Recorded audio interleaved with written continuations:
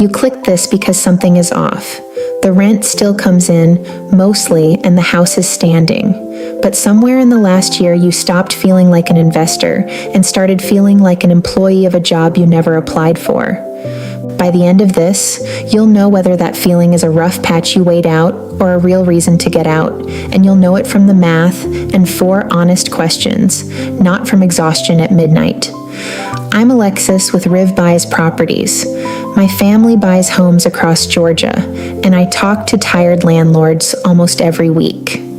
Let me be straight. This is not a pitch to sell your rental. Selling might be exactly wrong for you, and if it is, I'll say so. This is the honest self-check I'd want if this were my own property and my own weekend getting eaten alive, and where the numbers or the lease get complicated.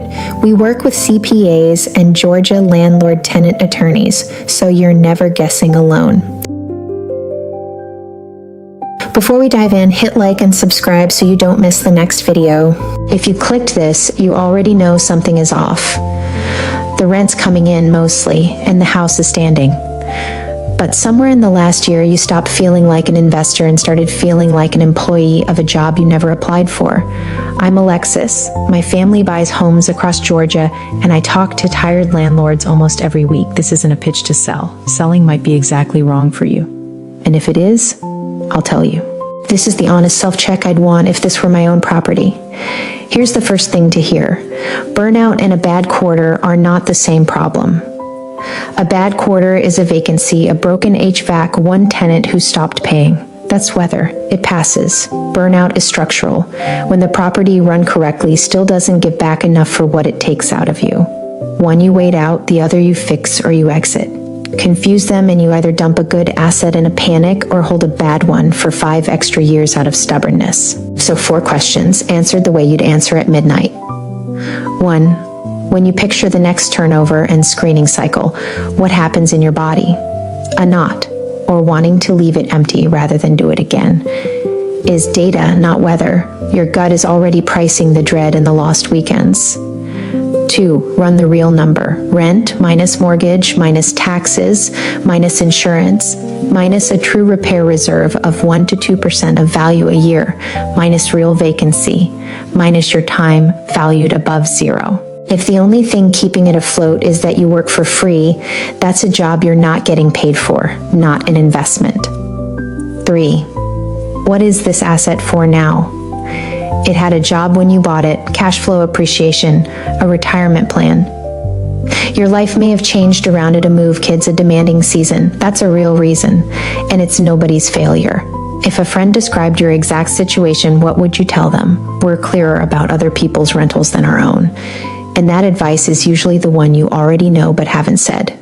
A Georgia reality check while you weigh it. Landlord-tenant rules here. Live in OCGA, Title 44, Chapter 7. And Georgia has no statewide rent control, so raising rent between lease terms is legal. But the market sets the ceiling, not your budget. Your 2 biggest costs, property taxes and insurance, keep climbing on their own schedule no matter what your tenant will pay. So just raise the rent is only half true. You can ask. The market answers. Your fixed costs never wait for permission. Now the reframe. Being a landlord isn't a personality or a moral test. It's a business decision you get to remake anytime the inputs change. You're allowed to have been right to buy it and right to sell it. Both can be true. The person who bought in 2012 with a cheap mortgage and the person deciding today with higher taxes and a different life have different numbers.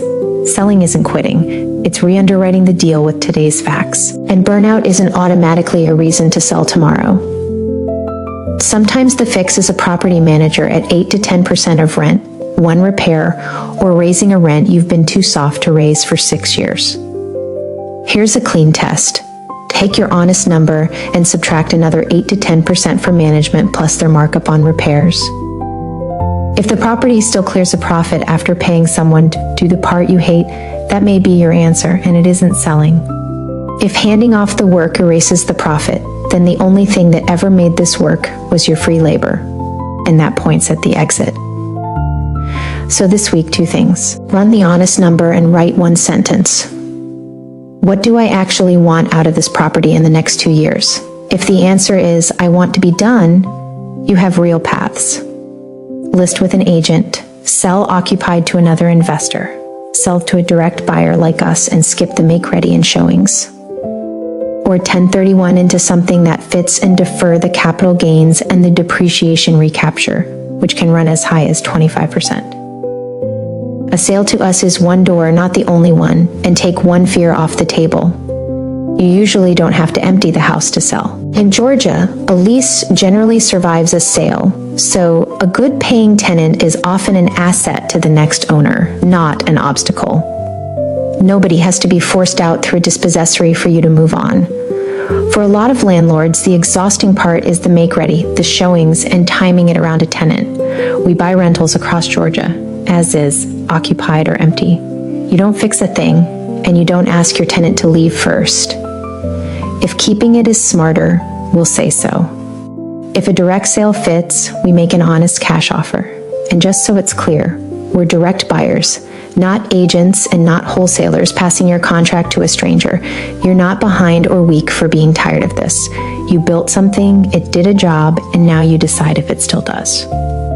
Run your honest number this week. If the answer is that you want out, click the link and fill out the quick form at rivbuysproperties.com. That's not burnout, that's ownership. If you run your honest number and the answer is that you want out, you have real paths and everyone is on the table. If a direct sale fits, click the link and fill out the quick form at rivbuysproperties.com. We buy rentals in Georgia, as is, occupied or empty, on your timeline, and we'll point you to the right resource even if we never buy a thing. No pressure. Run the real number first, then decide on purpose.